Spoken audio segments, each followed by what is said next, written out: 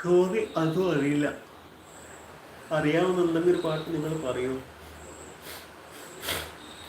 ആയിരം കണ്ണുമായി കാത്തിരുന്നു നിന്നെ ഞാൻ, എന്നിൽ നിന്നും പറന്നകന്നൊരു പൈങ്കിളി മനത്തിൻ കിളി, പൈങ്കിളി മനത്തിൻ കിളി.